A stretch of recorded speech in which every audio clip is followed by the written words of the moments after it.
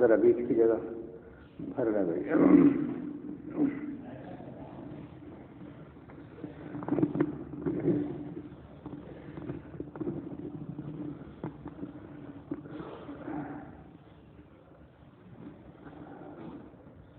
بسم اللہ الرحمن الرحیم.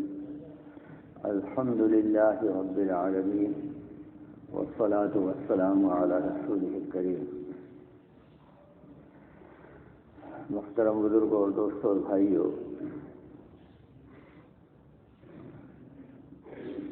ہمارا یہاں ہر ہفتے جمع ہونا، اس کا مقصد ایک طرح سے یاد دہانی ہے ان باتوں کی یاد دہانی جو ہمیں معلوم ہے، جن کا ہمیں پہلے سے علم ہے اور جن پر ہم پہلے سے یقین کرتے ہیں. انہی باتوں کی یاد دہانی کرانا مقصود ہوتی ہے.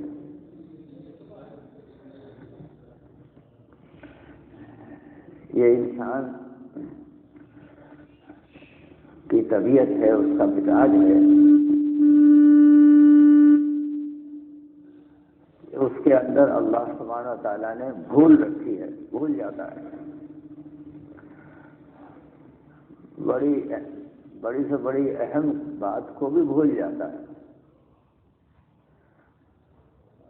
اور یہ بھولنا یہ ایک نعمت بھی ہے. بعض مرتبہ بڑے بڑے حادثات زندگی میں انسان کے ہو جاتے ہیں اور کچھ دن کے بعد وہ بھول جاتا ہے. اگر بھولے نہیں تو وہ سارے کے سارے جمع ہوتے رہیں گے تو اس کا جینا ہی مشکل ہو جائے گا. تو یہ بھی ایک نعمت ہے کہ بھول جاتا ہے. لیکن وہ تو پرانی باتوں کو بھولنا وہ تو اچھی بات ہے، لیکن جو معاملہ ہمارے آگے آنے والا ہے، یہاں پر جو بات کہی جاتی ہے وہ آگے آنے والی بات ہے. جو حادثہ جس کو حادثہ ہی کہا گیا ہے، ہم سب کے ساتھ پیش ہونے والا ہے. قیامت کا زلزلہ، اذا زلزلت الارض زلزالها، تو وہ ایک ایسا حادثہ ہوگا کہ ہر آدمی ساری چیزوں کو، پرانی تو ساری چیزوں کو بھول جائے گا. انسان یہ کہے گا کہ اس سے کیا ہو گیا ہے. وقال الانسان ما لها، سمجھے؟ اور زمین اپنی ساری خبریں نکال کر کے باہر رکھ دے گی. جو کچھ اس کے اوپر ہوا، جو کیا گیا، وہ سب سامنے آ جائے گا. کیونکہ اللہ سبحانہ تعالیٰ نے اس کو یہی حکم کیا ہے. تو ایک بہت بڑا حادثہ ہے. تو وہ کیونکہ مستقبل میں ہونے والا ہے اس لیے بھول جاتے ہیں. بار بار اس کی یاد دہانی کرانی پڑتی ہے کہ وہ ایک حقیقت ہے جو سامنے آنے والی ہے. اور انسان اس لیے بھولتا ہے اس اتنی بڑی چیز کو، اتنے بڑے حادثے کو، کہ وہ دوسری جو چیزیں اللہ سبحانہ و تعالیٰ نے دنیا میں امتحان کے لیے پھیلائی ہوئی ہے، وہ اس آدمی کے سامنے مزین کر کے پیش کر دی جاتی ہیں، بہت خوبصورت بنا کر کے پیش کی جاتی ہے. تو وہ اس کو کھینچنا شروع کر دیتی ہے اسے یہ یاد نہیں رہتا کہ آگے کتنا بڑا حادثہ درپیش ہونے والا ہے۔ لیکن بات یہ ہے اس حادثے کی جو خبر ہم کو دی گئی ہے اس کے بارے میں ہم کو ڈرایا گیا ہے،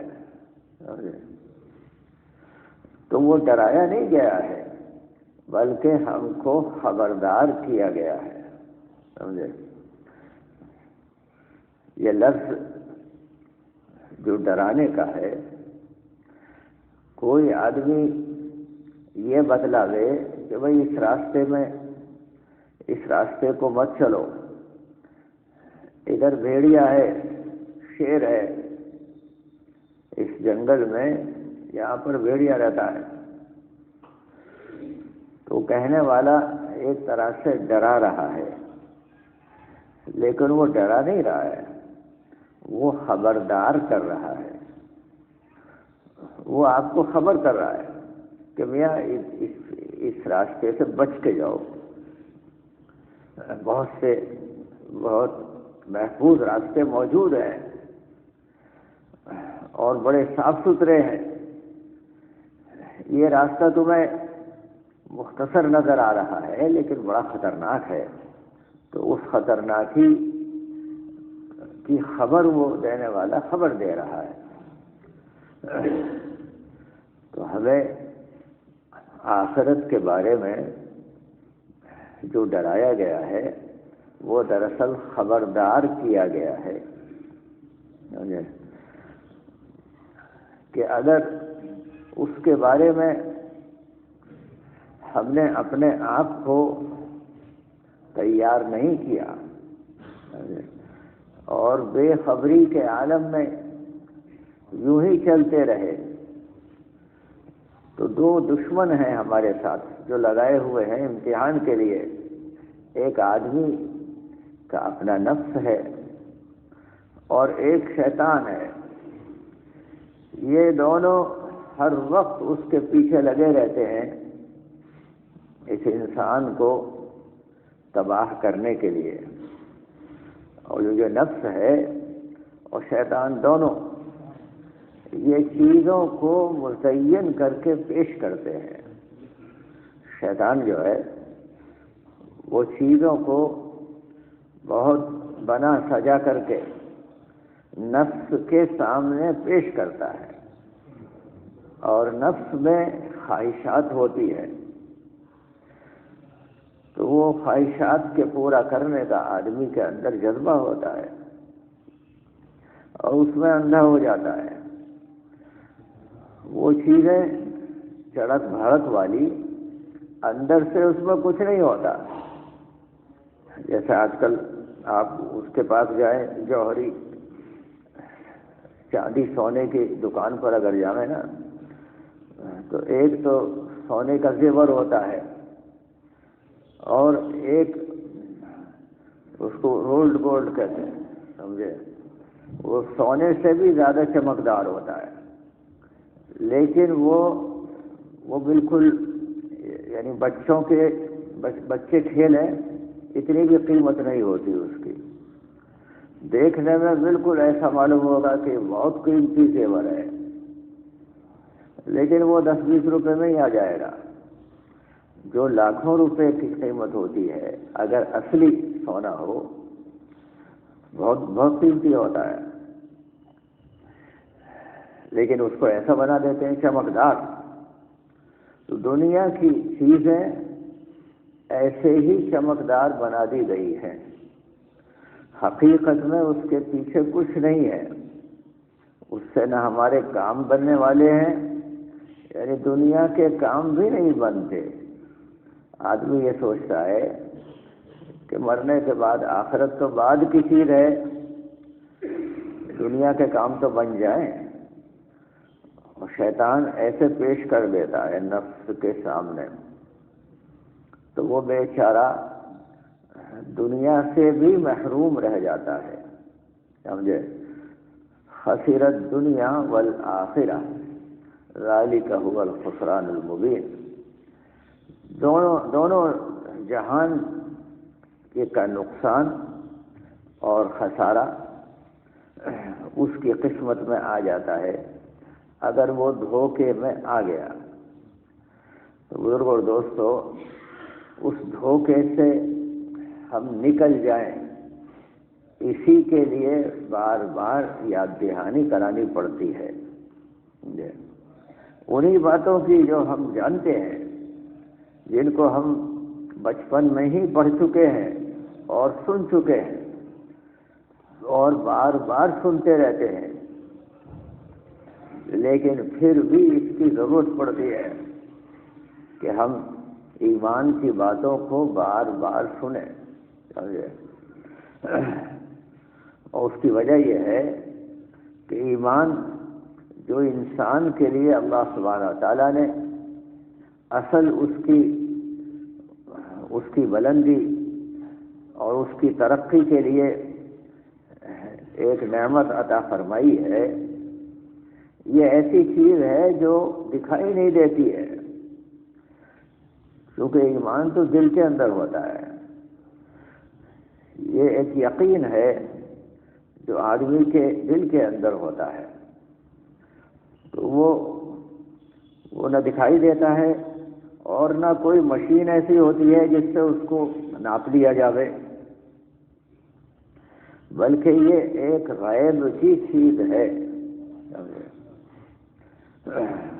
تو آدمی یہ سمجھتا ہے اور شیطان بھی یہی سمجھاتا رہتا ہے کہ میاں تم نے تو کلمہ پڑھ ہی لیا ہے اور جنت کے وارث تو تم بن ہی گئے ہو، اب وہ جب دیکھا جائے گا، جب موت قریب آئے گی اس وقت دیکھا جائے گا، یہ کہہ کر کے ٹالنا شروع کر دیتا ہے آدمی۔ تو بزرگوں اور دوستو، وہ ٹلتے ٹلتے غفلت بڑھتی چلی جاتی ہے، اور یہ کسی کو پتہ نہیں ہوتا ہے کہ کب آخری وقت آ جائے، عزرائیل علیہ السلام کب پہنچیں گے یہ کسی کو نہیں معلوم ہوتا ہے۔ کسی متقی سے متقی آدمی کو بھی پتہ نہیں ہوتا کہ اس کی موت آنے والی ہے، اور نہ کسی برے آدمی کو پتہ ہوتا ہے کہ اس کی موت آنے والی ہے۔ اس کو چھپا کر کے رکھا گیا ہے، جیسے ایمان چھپایا ہوا ہے، وہ پوشیدہ ہے، وہ ظاہر نہیں ہوتا، دکھلائی نہیں دیتا، ایسے ہی موت کا وقت جو متعین ہے وہ ایک سیکنڈ آگے نہیں بڑھتا اور ایک سیکنڈ پیچھے نہیں جاتا، لیکن انسان کی آنکھوں سے اوجھل ہے، وہ اس کو بتلایا نہیں جاتا۔ تو اس کے لیے ہر وقت تیار رہنے کی ضرورت ہے، اور ہر وقت تیار آدمی رہے، پھر بھی اس میں غفلت اگر آ جاتی ہے تو اللہ سبحانہ تعالیٰ اس کو معاف فرما دیتے ہیں۔ لیکن ایک آدمی ہے کہ آنکھ بند کر کے غلط رخ پر چلتا ہی چلا جا رہا ہے، وہ کہتا ہے میرے پاس ٹائم ہی نہیں ہے، سمجھے؟ تو وہ ٹائم دنیا کے کاموں کے لیے تو ٹائم نکل آتا ہے، لیکن جس مقصد کے لیے اللہ سبحانہ تعالیٰ نے ہم کو بنایا، اس دنیا میں بھیجا ہے، اسی کے لیے ٹائم نہیں ہے۔ وہ کہتے ہیں مشغول زیادہ ہوں میں، نہیں بھائی، جس مقصد کے لیے ہم کو اللہ سبحانہ تعالیٰ نے اس دنیا میں رکھا ہے، اس کے لیے یہ کہنا کہ میرے پاس ٹائم نہیں ہے، یہ بہت بڑی ناسمجھی کی بات ہے۔ تو اس کے لیے اللہ سبحانہ تعالیٰ نے ہمارے لیے ایک ٹائم ٹیبل مقرر کر دیا ہے۔ جب کسی کے پاس ٹائم ٹیبل ہوتا ہے نا، تو پھر وہ بھولتا نہیں ہے۔ جیسے ملازمت کرنے والے لوگ ہوتے ہیں، کسی کی نوکری کہیں لگی ہے تو اسے روزانہ ہفتے میں 5 دن 6 دن وہ 8 بجے پہنچنا ہے اور شام کو 4 بجے تک اسے رہنا ہے، تو وہ بھولتا نہیں ہے. وہ تو روزانہ کا ایک کام ہے، اس کا ایک ٹائم ٹیبل بنا ہوا ہے. تو یہ بھول گیا تھا، آج میں بھول گیا تھا اس لیے آفس نہیں آیا، ایسا کوئی نہیں کہتا، کیونکہ اس کا بنا ہوا ہے. تو اللہ سبحانہ و تعالیٰ نے ہمارے لیے، ہر ایمان والے کے لیے شروع ہی میں ایک ٹائم ٹیبل بنا دیا. 5 وقت نماز کو جانا ہے، سمجھے، اور اس کو اعلان بھی کر دیا، ان الصلاۃ کانت علی المؤمنین کتابا موقوتا، وقت کے ساتھ فرض کر دیا گیا. یعنی اوقات بھی فرض ہے کہ فجر کی نماز فجر کے وقت ہی ہوگی، اور ظہر کی نماز ظہر کے وقت ہوگی. ہر نماز میں تھوڑا سا وقفہ بھی دیا ہے سہولت کے لیے. یہ نہیں ہے کہ بالکل 1 منٹ اور 1 سیکنڈ آگے پیچھے نہیں ہو سکتا، نہیں، اس کے لیے لچک رکھی ہے. لیکن پھر بھی نظام الاوقات ہمارے لیے بنا دیا گیا ہے، سمجھے. تو وہ نظام الاوقات ہمارے لیے بنا دیا گیا ہے کہ آدمی اپنا گھر سے چلے اور مسجد کی طرف آوے اور یہاں سب کے ساتھ صف میں کھڑا ہو جاوے، سمجھے. تو یہ اس کے لیے روزانہ یاد دہانی کے لیے یہ ایک چیز ہو جاتی ہے. لیکن اس سب کے باوجود بھی اندر میں اگر آدمی اپنے کو چوکنا نہ رکھے، کوئی آدمی آفس تو آوے لیکن آپ وہاں آ کر کے بیٹھ جاوے اور کوئی کام ہی نہیں کرتا. لوگ اس سے کچھ بات کرنے آتے ہیں تو وہ کہتا ہے بھائی میں تو آفس آ گیا، سمجھے. وہ ایک جگہ ہم گئے تو ان سے وہاں جا کر کے ہم نے کہا بھائی ہمارا یہ کام ہے، یہ کر دو. تو وہ کہنے لگے اتنے پیسے لگیں گے. ہم نے کہا بھائی پیسے لگیں گے، تمہیں تنخواہ نہیں ملتی ہے. وہ اس نے برجستہ یہ کہا تنخواہ تو ملتی ہے مجھے، یہاں نوکری ملی ہے اس کی ملتی ہے، اس کے لیے میں نے اتنے لاکھ روپے دیے تھے یہاں اس پوزیشن کو حاصل کرنے کے لیے، تو اس کی تنخواہ لیتا ہوں. کام کروں گا جب بہت پیسے دو گے، سمجھے. یوں کہہ رہا تھا اور وہ قاعدہ کھلم کھلا کہہ رہا تھا. اسے شرم غیرت بھی نہیں کہ وہ کہہ جا رہا ہے اور اچھی تنخواہ مل رہی اس کو، اور وہ کہے گا نہیں پیسے دو گے جب کروں گا. تو ایسے ہی آدمی جو ہے اگر مسجد میں آ گیا اور دین کے جتنے کام ہیں ان کو بھی ایک رسمیت میں داخل کر لیا، جیسا رسم ہوتی ہے نا، تو وہ رسمیت میں لے آیا، حقیقت کے بجائے رسمیت شروع کر دی، تو اس کی جان نکل جاتی ہے، اس میں پھر جان نہیں رہتی.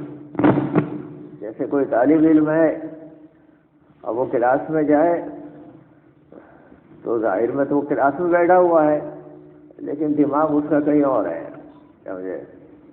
اور تھوڑی دیر کے بعد پھر جو قریب میں بچے بیٹھے ہوتے ہیں ان کو بھی ان کے پن وہ چبھانا شروع کر دیتا ہے، وہ سمجھے. وہ برابر والا بچہ زور سے چیختا ہے اور وہ جو استاد صاحب ہیں وہ وہاں آتے ہیں تو پتہ ہی نہیں چلتا کہ یہ شیطانی کس نے کی ہے. تو یہ سب حرکتیں شروع ہو جاتی ہیں کیونکہ اس کا دل اچاٹ ہونے لگتا ہے. وہ کبھی متوجہ ہی نہیں ہوا اس کام کے لیے جس کام کے لیے وہاں کلاس میں اس کو بلایا گیا تھا. تو وہ اپنا پھر ادھر ادھر کی سوچتی ہے، صرف اپنا ہی وقت برباد نہیں کرتا، دوسروں کا بھی وقت برباد کرتا ہے۔ یہ رسمیت کا آ جانا، سمجھے، یہ دین کے کاموں میں یہ بہت بڑی مصیبت ہے، سمجھے۔ ایک تو شیطان پوری یہ کوشش کرتا ہے کہ وہ اپنے نظام الاوقات کو بناوے ہی نہیں، یعنی جو باتیں اس کے لیے فرض کی گئی ہیں ان کو بالکل ہی بھول جائے۔ لیکن اگر ماحول کی وجہ سے بہت سے لوگ ہیں وہ نماز پڑھنے جا رہے ہیں تو بھائی کیسے روکا جائے، چلو بھائی پڑھنی ہی پڑے گی، لیکن وہاں پہنچ کر کے اس کو رسمیت کے اندر لے آیا اور جو مقصود ہے اس مقصود کو پورا نہیں کرتا۔ تو بھائی دوستو اور بزرگوں، پھر جب امتحان ہوتا ہے تو وہ طالب علم پھر کچھ لکھ نہیں پاتا، اس میں وہ ادھر ادھر دیکھتا ہے، سمجھے۔ ہماری زندگی جو ہے وہ ساری کی ساری امتحان ہی ہے، اور ہمارا رزلٹ بالکل ایسے ہی نکالا جائے گا جیسے بچوں کے رزلٹ نکالے جاتے ہیں نا، وہ ان کا اعلان کیا جاتا ہے، اخبار میں نکالا جاتا ہے کہ کون سا بچہ کس درجے میں پاس ہو گیا اور کتنے نمبر اس کو ملے، یہ باقاعدہ اعلان ہوتا ہے۔ تو قیامت کے دن اولین اور آخرین کے سامنے ہر آدمی کے بارے میں اعلان کیا جائے گا، فلاں ابن فلاں کامیاب ہو گیا، اتنے نمبر اس کے آ گئے، سمجھے، اور فلاں ناکام ہو گیا۔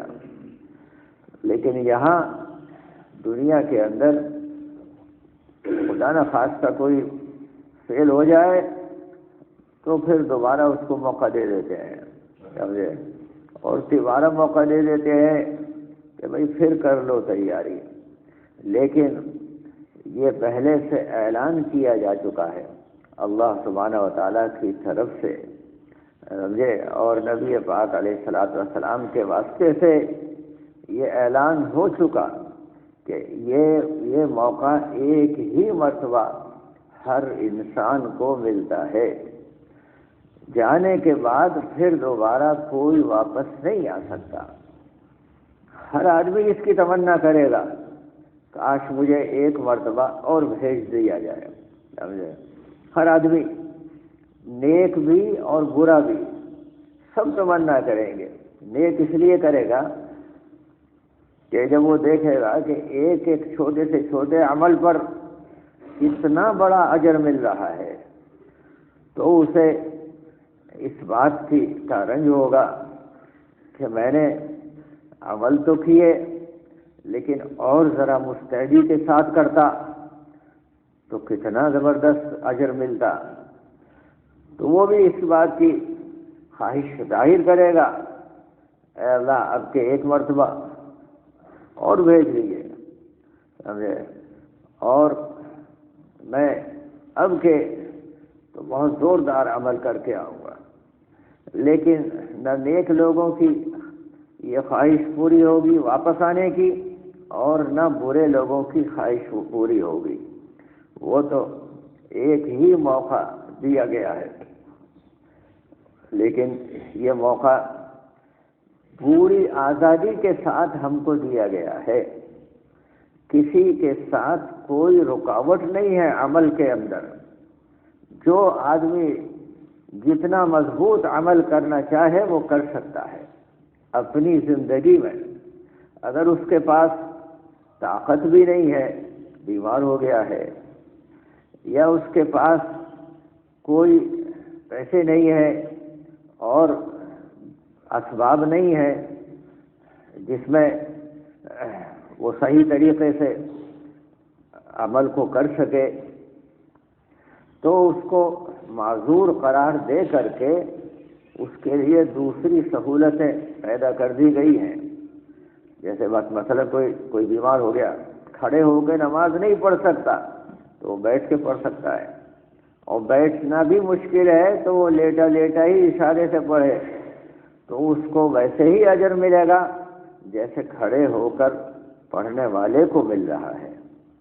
دنیا میں اللہ سبحانہ تعالیٰ نے عمل کے اندر پوری پوری سہولت رکھی ہے، کسی بھی آدمی کو اس کی طاقت سے زیادہ اس کے اوپر عمل کا بوجھ نہیں ڈالا ہے، جتنا وہ اٹھا سکتا ہے اتنا ہی اس کے اوپر بوجھ ڈالا ہے، کیونکہ انسان کو کامیاب کرنے ہی کے لیے اللہ نے دنیا میں بھیجا، اسے ناکام کرنے کے لیے جہنم میں ڈالنے کے لیے نہیں بھیجا ہے، سمجھے؟ ما یفعل اللہ بعذابکم ان شکرتم وآمنتم وکان اللہ شاکرا علیما۔ ارے اللہ کیا کرے گا تمہیں عذاب دے کر کے؟ اس نے عذاب دینے کے لیے نہیں تمہیں دنیا میں پیدا کیا، سمجھے؟ وہ اتنا ہی تو چاہتے ہیں کہ تم شکر کرنے والے اور ایمان والے ہو جاؤ۔ اور شکر کا کیا مطلب ہوتا ہے؟ شکر کا مطلب کیا ہوتا ہے؟ شکر کا مطلب ہوتا ہے کہ اس بات کا اعتراف کرنا کہ یہ نعمت اللہ نے مجھے دی ہے، یہ ہے اصل شکر۔ ایک تو یہ کہ اللہ تیرا شکر ہے، اللہ تیرا شکر ہے، زبان سے کہہ رہے ہیں، اور دل میں جو ہے وہ یہ ہے کہ میں کتنا عقل مند آدمی ہوں اور مجھے یہ پوزیشن حاصل ہو گئی، سمجھے؟ تو بعض مرتبہ پھر دنیا والے جو چیز ملی ہے اسے چھین لیتے ہیں تو پھر شکایتیں کرتا پھرتا ہے۔ وہ کہتا ہے دیکھیے میں اتنا قابل آدمی اور فلاں آدمی تو اتنا قابل نہیں ہے، اور اس کو بڑا مقام دے دیا گیا اور مجھے میری حق تلفی کر لی گئی، پھر شکایتیں کرنا شروع کر دیتا ہے، سمجھے؟ تو وہاں پتہ چل جاتا ہے کہ یہ اللہ کا شکر کر رہا ہے یا اپنے گھمنڈ میں ہے کہ میں کتنا قابل آدمی ہوں، سمجھے؟ وہاں پتہ چل جاتا ہے جب وہ بجائے شکر کرنے کے اللہ کا شکر کرتا کہ اللہ سبحانہ تعالیٰ نے میرے لیے کتنی سہولتیں پیدا کر دی ہے، اپنے سے نیچے والے کو آدمی دیکھے دنیا میں، سمجھے؟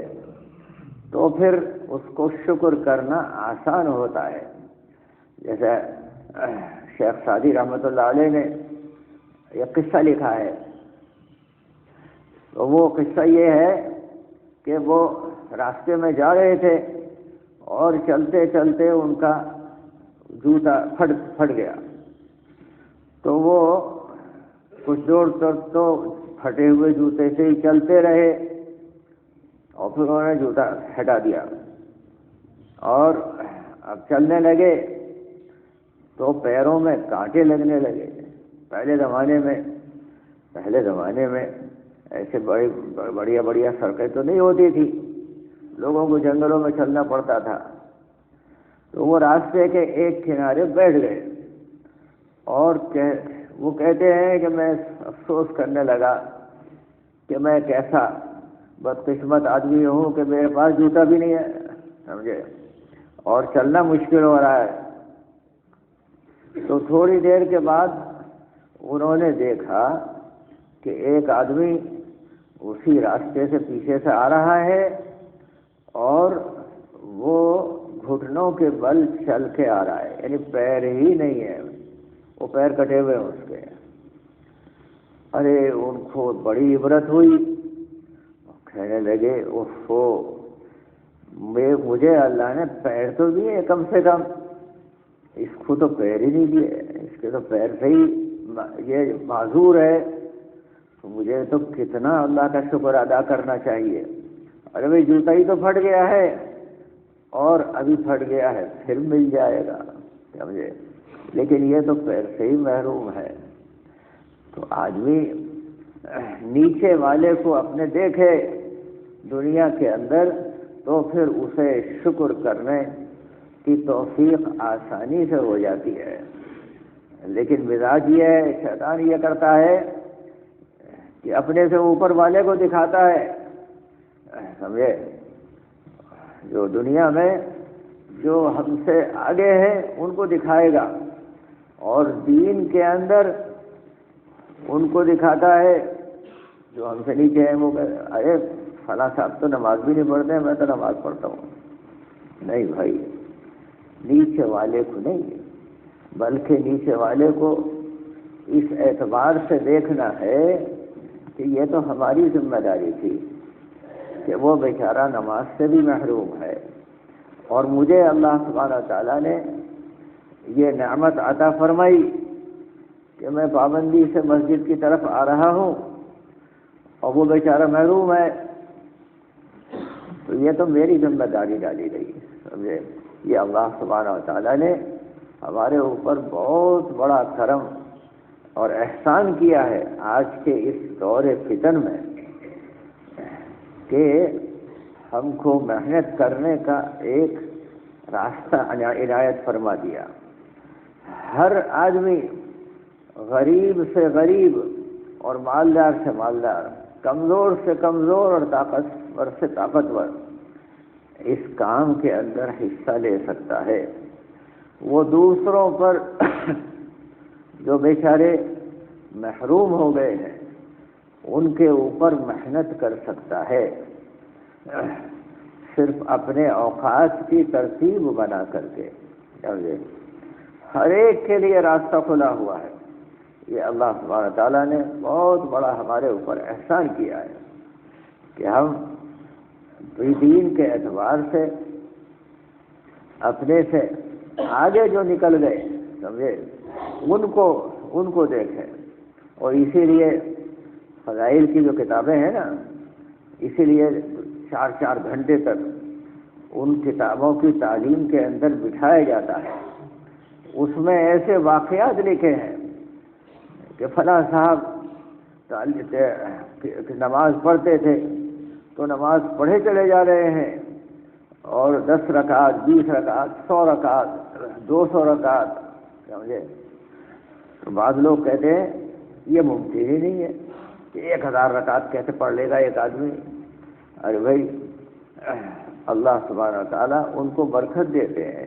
وہ واقعات ہیں جو کتابوں جو حقیقت میں وجود میں آئے ہیں، وہ ان کتابوں کے اندر لکھے ہیں، ان بزرگوں کے واقعات۔ تو ان کو پڑھ کر کے ان کو اسی لیے لکھا گیا ہے، ان بزرگوں کے واقعات کو، تاکہ ہمارے اندر ہمت پیدا ہو جائے۔ اتنی تلاوت کر رہے ہیں، سمجھے، کہ مہینے میں 2 قرآن ختم کر رہے ہیں اور 4 کر رہے ہیں، سمجھے، اور مہینے میں 61 قرآن ختم کر رہے ہیں۔ تو آدمی کہے کہ 61 کیسے کر ہوتے ہیں؟ روزانہ 2 قرآن کون پڑھ لے گا؟ لیکن پڑھے ہیں ہمارے بڑوں نے، امام ابو حنیفہ نے پڑھے ہیں۔ اور یعنی یہ واقعات ویسے ہی نہیں ہے فرضی، بلکہ ساری دنیا جانتی ہے، وہ تاریخ میں لکھے ہوئے ہیں۔ تو ان کو اسی لیے لکھا ہے کہ جو ہم سے آگے دین کے اندر رہے ہیں ان کو پڑھ کر کے ہماری ہمتیں بڑھیں اور ہم کچھ آگے بڑھیں عمل کے اندر، سمجھے۔ تو بار بار ان باتوں کو تعلیم کے حلقے میں بٹھا کر کے سنایا جاتا ہے، سمجھے۔ لوگ کہتے ہیں کہ بھائی یہی کتاب ملی ہے تمہیں، سننے کے لیے اور بھی تو کتابیں ہیں، لائبریری بھری پڑی ہے، اور کتابیں کیوں نہیں پڑھتے، سمجھے۔ تو بھائی دیکھو، قرآن پاک تو ایک ہی ہے نا پوری دنیا میں، وہ تو بدلا نہیں جا سکتا۔ اور اسی طرح سے اللہ کے رسول صلی اللہ علیہ وسلم کی احادیث مبارکہ ہیں، یہ اب بدلی نہیں جا سکتی ہیں۔ تو اس میں قرآن پاک میں اور احادیث میں جو اعمال کے فضائل ہیں ان کو ایک جگہ جمع کر دیا گیا ہے۔ نماز کی فضیلتیں حضرت شیخ نے مولانا الیاس صاحب رحمۃ اللہ علیہ کے حکم پر نماز کی فضائل ایک جگہ جمع کر دیے، قرآن پاک سے اور احادیث سے، سمجھے، اور روزے کے ایک جگہ جمع کر دیے، قرآن پاک کی تلاوت کرنے کے ایک جگہ جمع کر دیے، ذکر کے الگ جمع کر دیے، سمجھے، صدقات کے دینے کے الگ جمع کر دیے، والدین کے ساتھ نیکی کرنے کے الگ جمع کر دیے، پڑوسی کے ساتھ کیا کرنا یہ علیحدہ جمع کر دیے۔ تو دین میں کسی شعبے کو چھوڑا نہیں ہے، سارے شعبوں کے جو فضائل ہیں، جو قرآن اور حدیث میں اللہ سبحانہ تعالیٰ نے بیان کیے ہیں۔ حدیث جو ہے، سمجھے، قرآن بھی اللہ ہی کی طرف سے ہے اور حدیث پاک بھی اللہ ہی کی طرف سے ہے، سمجھے۔ فرق اتنا ہے کہ قرآن پاک میں جو الفاظ ہیں وہ جو جبرائیل علیہ السلام لے کر آئے ویسے کہ ویسے ہی ان کو نقل کر دیا گیا، تو وہ قرآن پاک کی آیات ہیں، اور پھر باقی جو باتیں اللہ کے رسول صلی اللہ علیہ وسلم نے فرمائی ہیں اور ان کے دل پر القاء کی گئی ہیں، وہ بھی سب اللہ ہی کی طرف سے ہیں۔ وما ينطق عن الهوى ان هو الا وحی یوحى، وہ کبھی اپنی خواہش نفس کے تحت بات نہیں کرتے، یعنی نبی پاک صلی اللہ علیہ وسلم جو ان کو وحی کی جاتی ہے، جو اوپر سے القاء کیا جاتا ہے وہی فرماتے ہیں۔ چنانچہ احادیث مبارکہ جو ہیں اور ان کے اندر جو یعنی جو ہمارے لیے سبق ہیں اور جو قیمتی نصیحتیں دی گئی ہیں، آدمی سن کر کے تعجب میں پڑ جاتا ہے۔ ایک آدمی جو پڑھا لکھا بھی نہیں ہے، سب سے پہلی چیز بچے کو پڑھنا اور لکھنا سکھایا جاتا ہے۔ نبی پاک علیہ الصلوۃ والسلام پڑھے لکھے نہیں تھے، سمجھے، تو وہ یہ ذہن میں آ سکتا ہے انہوں نے کہیں سے پڑھ لیا ہوگا، نہیں، اللہ کی طرف سے ان کو یہ چیزیں عطا کی گئی تاکہ انسانیت قیامت تک ان سے استفادہ کرنے والی بنے، سمجھے۔ تو وہ سب چیزیں ایک جگہ جمع کی ہوئی ہیں، تو ان کو بار بار پڑھتے ہیں۔ اب ان کو بدل گئے، نماز کے فضائل الگ سے کہاں سے لائیں؟ جو قرآن کی آیتیں ہیں وہ ہیں، انہی کو نقل کر دیا گیا، جو احادیث ہیں وہ ویسے ہی ہے، اور ایک ایک حدیث کے فائدے میں حضرت شیخ نے 20 30 حدیثیں پھر لکھ دی ہیں اس کو سمجھانے کے لیے، اور اس کو صحیح ترتیب سے اپنے دل کے اندر آدمی لے آوے، اس طرح سے ان کتابوں کو لکھ دیا گیا ہے۔ تو وہ بار بار ایسے ہی پڑھا جاتا ہے فضائل کو، جیسے قرآن پاک کی تلاوت بار بار کی جاتی ہے۔ کوئی یہ نہیں کہتا کہ بھائی اب ایک دفعہ پڑھ لیا اب دوبارہ پڑھنے کی کیا ضرورت ہے، دوبارہ پڑھنے کی کیا ضرورت ہے، نہیں بھائی، وہ جتنی مرتبہ پڑھیں گے اتنا ہی اس کا نور ہمارے دل کے اندر منتقل ہوگا۔ تو ایسے ہی علم کی جو باتیں ہیں، علم کی باتیں، علم میں دو قسم ہوتی ہیں، ایک مسائل ہوتے ہیں، ایک فضائل ہوتے ہیں۔ تو مسائل جو ہوتے ہیں یعنی کام کے کرنے کا طریقہ، اسے کہتے ہیں مسائل، اور کام کی اہمیت، سمجھے، اور فضیلت، اس کو کہتے ہیں فضائل۔ تو مسائل تو بچوں کو سکھائے جاتے ہیں، اور ایک دفعہ سیکھنے کے بعد پھر اسے بھولتا نہیں آدمی کہ بھائی نماز میں جو ہے قیام کرنا ہے، رکوع کرنا ہے، سجدہ کرنا ہے، تو اب اسے یاد ہے، اور وہ جو روزانہ دیکھتا بھی رہتا ہے لوگوں کو، تو وہ بھولتا نہیں ہے، لیکن فضائل بھول جاتا ہے، اس کی اہمیت دل میں سے نکل جاتی ہے، سمجھے۔ اس لیے فضائل کو بار بار کہنا پڑتا ہے، اور نکل اس لیے جاتی ہے کہ دنیا کی چیزوں کی اہمیت اس کے سامنے ڈالی جاتی ہے، تو دل تو ایک ہی ہے نا۔ اللہ سبحانہ تعالیٰ نے آدمی کے سینے میں ما جعل اللہ للرجل قلبین، یعنی دو دل نہیں بنائے جسم میں، اللہ نے ایک ہی بنایا ہے۔ تو اس میں یا تو دنیا کی چیزوں کی اہمیت آئے گی اور یا دین کی باتوں کی اہمیت آئے گی، دونوں ایک ساتھ نہیں رہتی ہیں۔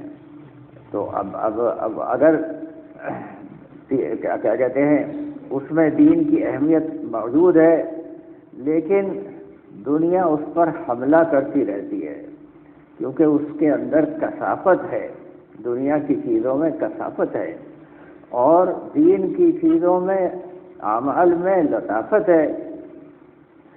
تو یہ دنیا حملے کرتی ہے۔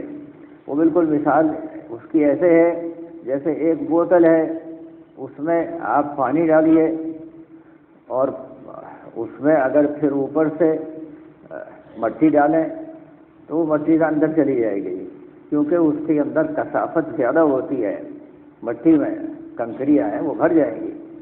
لیکن ایک بوتل میں مٹی بھری ہوئی ہے، اب اس میں پانی ڈالیں تو وہ پانی جائے گا ہی نہیں، وہ مٹی وہیں بیٹھی رہے گی، سمجھے؟ کیونکہ پانی کی کثافت کم ہوتی ہے مٹی کے مقابلے میں۔ یہی حال بالکل دین کا ہے۔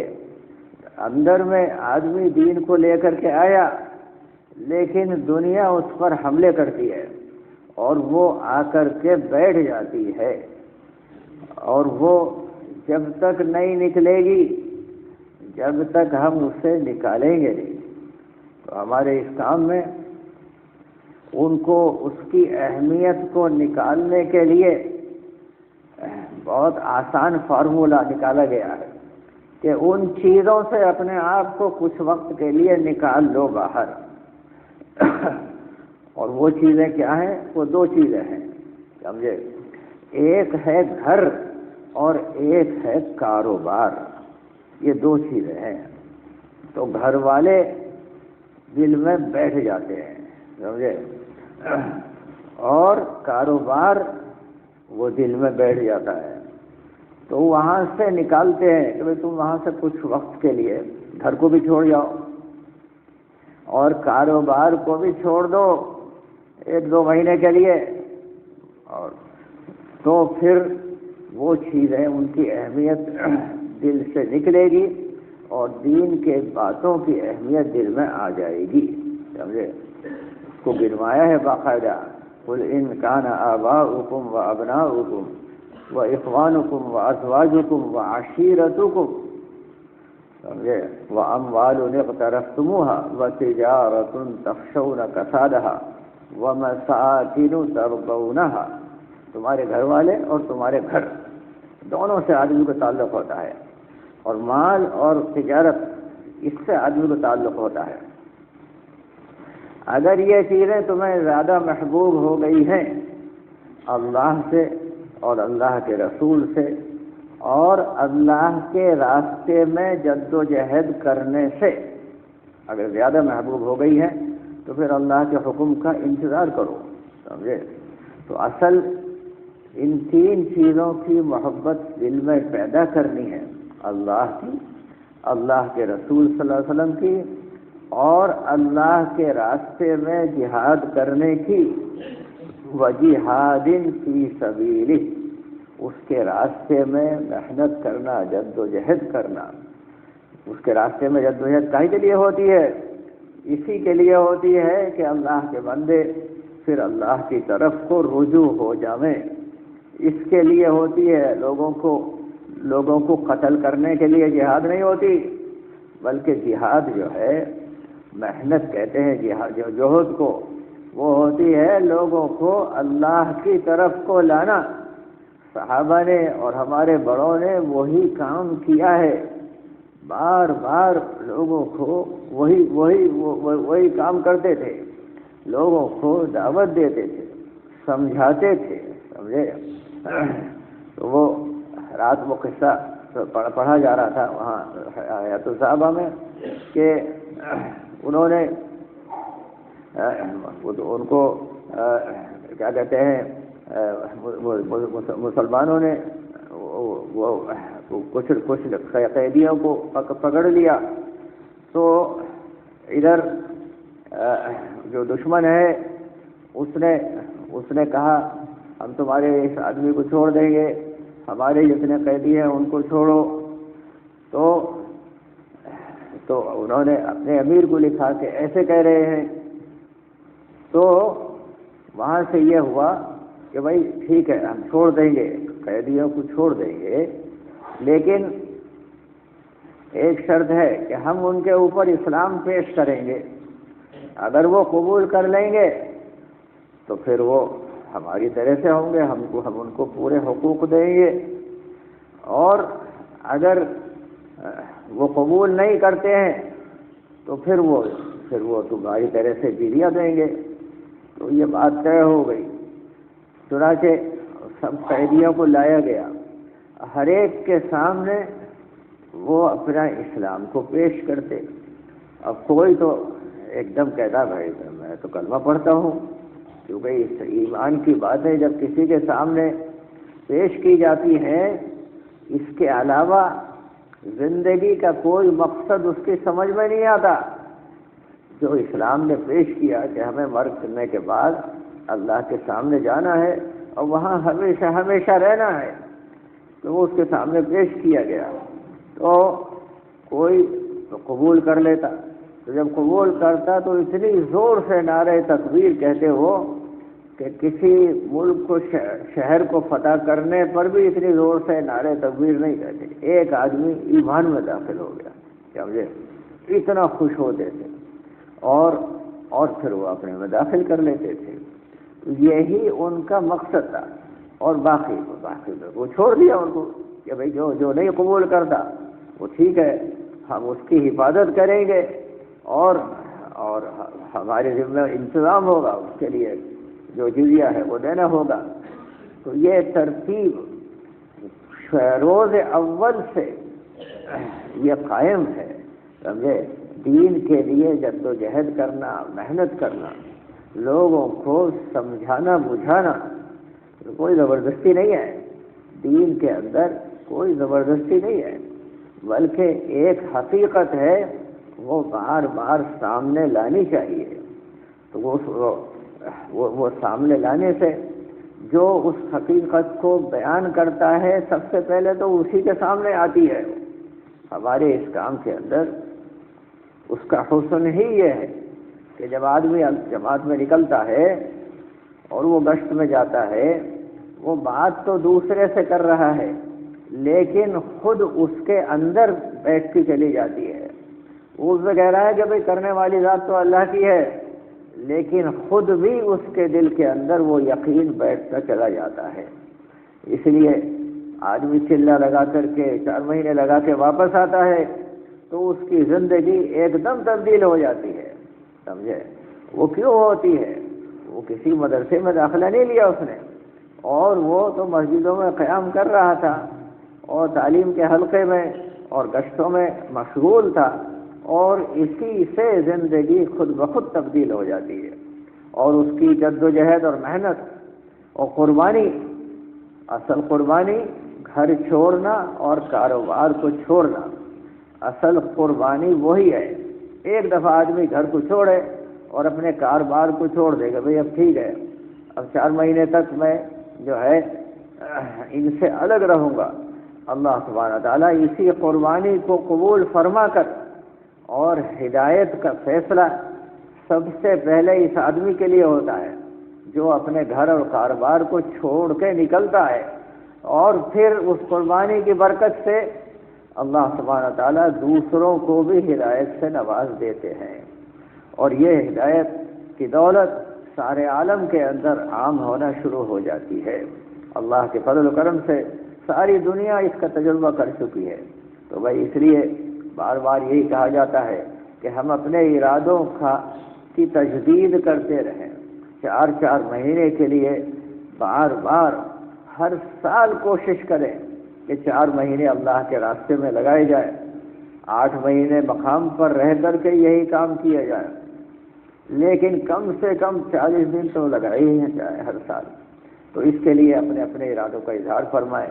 4 مہینے کے لیے کون کون تیار ہے؟ اس سال کون کون جائے گا 4 مہینے کو؟ اس کے لیے ارادہ فرمائیں۔ مہینے کئی نئی جماعتیں نکل رہی ہیں، 4 مہینے کی بھی اور چلے بھی، لیکن کوشش یہ کریں کہ ایک ہی مسجد سے پوری جماعت نکلے، 4 مہینے کی بھی اور چلے کی بھی، اس کی کوشش کرنے کی ضرورت ہے۔ ایک ہی مسجد سے پوری جماعت نکلنا، اسی سے اصل تربیت ہوتی ہے۔ یہ بتائیں، کسی محلے کی جماعت ہو پوری جو ابھی دسمبر میں نکلنے والی ہے، وہ بھی دکھا دیں دسمبر میں یا جنوری میں۔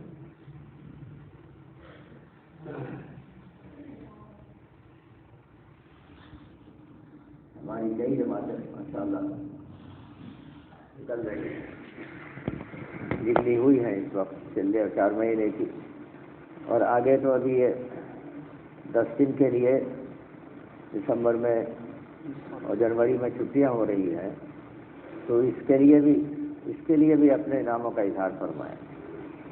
ماشاءاللہ اسی میں تشکیلیں ہو جاتی ہیں۔ ہاں شفیع اللہ صاحب، ایک جماعت عبداللہ مسجد سے، عبداللہ مسجد سے ایک جماعت، ہاں جو لکھوانے والے ہیں ان کا نام بھی لکھ لو، ارشد صاحب جی، ہادی نگر بڑی مسجد سے ایک جماعت، مسجد حبیب ہال سے 4 جماعت، ماشاءاللہ 4 جماعتیں حبیب ہال سے، عشرے کی ہیں سب، ہاں ماشاءاللہ۔ اور بتائیں ایسے ہی ہر مسجد سے کہاں سے جماعت نکلنے والی ہے عشرے کے لیے؟ معمولہ سے ایک جماعت، ہاں، اصل تو ہر مہینے کانفرنس کمپاؤنڈ سے ایک جماعت، ماشاءاللہ 2 جماعت، کانفرنس کمپاؤنڈ سے 2 جماعت، ہر مہینے عشرہ لگانا چاہیے۔ ندیم کریم سے 3 جماعت، اور اس مرتبہ طلبہ کے لیے آسانی ہے، چھٹی ہو رہی ہے، MM ہال سے 3 جماعت، MM ہال سے 3،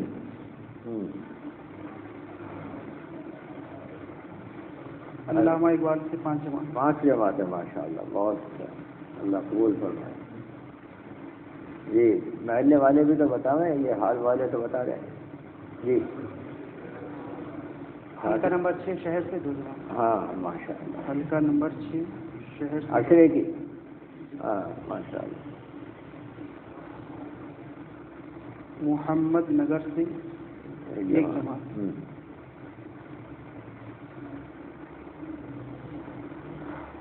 جی اور فرمائیں، عشرے کی جماعت، قرآنی چنگی سے ایک جماعت،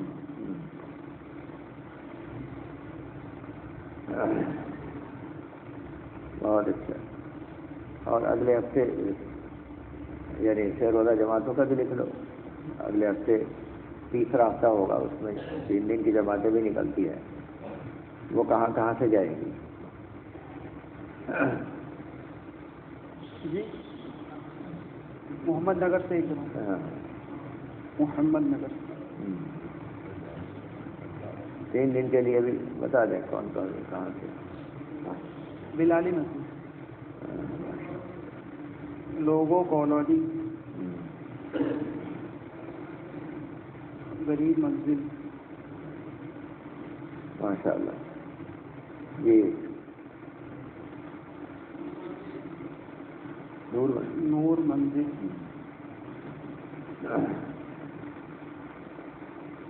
اور دودھپور سے بھی نکلے گی تعمیر ملت، دودھپور سے جی، مسجد الحمد،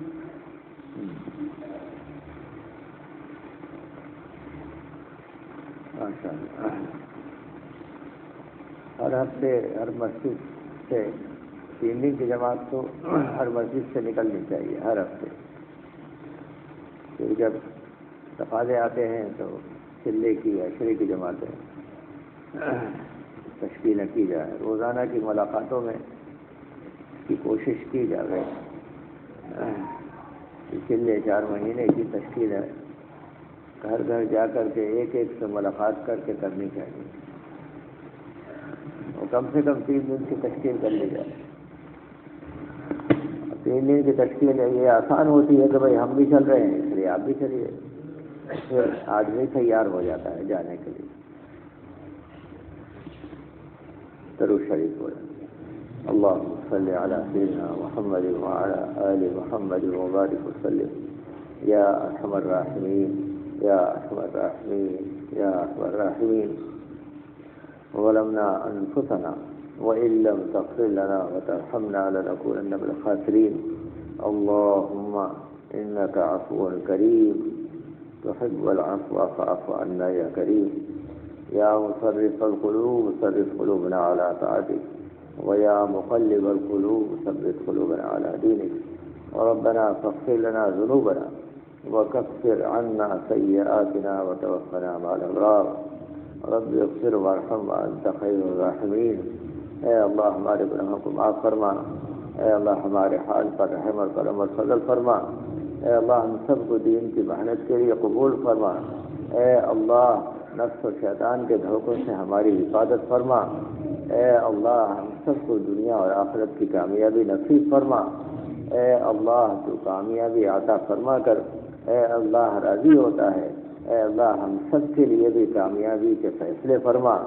اے اللہ یا ارحم الراحمین ایمان اور یقین کی دولت سے مالا مال فرما، اور نمازوں کا خشوع اور خضوع ہم سب کو عنایت فرما. ہمیں بھی قبول فرما اور ہمارے اللہ ساتھیوں کو بھی قبول فرما. یا ارحم الراحمین سارے عالم کے اندر اے اللہ چین اور امن کے اور عافیت کے فیصلے فرما. اے اللہ محض اپنے فضل و کرم سے اے اللہ ہم کمزور ہیں، ہماری بھرپور نصرت اور مدد فرما. اے اللہ ہم امتحان کے لائق نہیں ہیں. اے اللہ تیرے فضل ہی کے اے اللہ متغنی ہیں. اے اللہ اپنا فضل پوری امت پر فرما کر اے اللہ دین کے کی محنت کے راستے میں ہم سب کو کھڑا فرما، اور سارے عالم کے انسانوں کو ہدایت کی دولت سے نواز دے. یا ارحم الراحمین جو پریشان حال ہیں ان کی پریشانیوں کو دور فرما. اے اللہ غیب سے اے اللہ ایمان والوں کی نصرت فرما اور ان کی حفاظت فرما. اے اللہ اور ان کو دعوت کی محنت میں لگنے کی توفیق عطا فرما. ربنا تقبل منا انك انت السميع العليم وتب علينا انك انت التواب الرحيم. سبحان ربك رب العزة عما يصفون وسلام على المرسلين والحمد لله رب العالمين.